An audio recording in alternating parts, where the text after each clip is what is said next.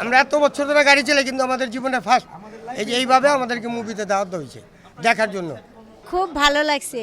আমরা যে এতগুলো ভাই বোন একত্রিত হয়েছি, আমরা তো কেউ কারো পরিচয় জানতাম না, কে যে রিক্সা চালাইতো কে চালাইতো না জানতাম না, কিন্তু সবাই একসাথে হয়ে বুঝতে পারলাম আমরা সবাই রিক্সাওয়ালা। খুব ভালো লাগছে। আমরা প্রায় 100 লোকের মতো।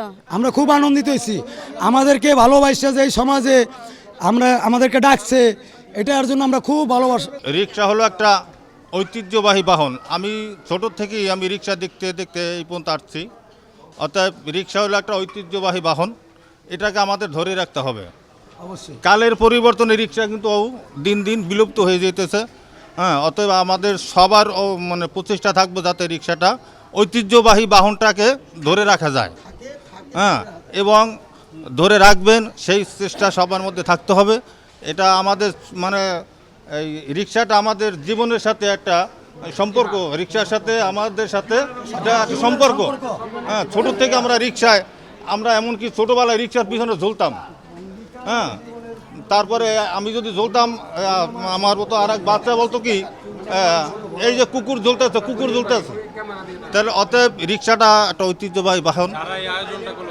হ্যাঁ, এই ঐতিহ্যবাহী বাহনটা আমার অনুরোধ থাকবো এবং আমাদের সকলের পক্ষ থেকে অনুরোধ থাকবো, এই রিক্সাটাকে আপনারা ধরে রাখবেন। আমরা খুব ভালোবাসছি, খুবই আমাকে প্রথম আমরা দেখতেছি যেন আমরা ঘুরে ঘুরে দেখতেছি ভালোই। আর মানুষ আছে, শত শত মানুষেরা ঘুরে ঘুরে দেখতেছে, আমরা দেখেই আমরা সন্তোষ হলাম। আমরা এই বর্ষে আমরা এত কিছু দেখে এলাম, তবে এরম আমরা আর দেখি নাই। 80 বছরে কম হবো না, এরম আমরা কোনো সময় দেখি নাই। আজকে এই প্রথম আজকে আমরা দেখলাম। আমার কাছে ভালো লাগতেছে। আমরা রিক্সাওয়ালা যতটি ভাই বেড়াদার আছি ঢাকা শহরে চলে সবই ভালো আছি আল্লাহর রহমতে।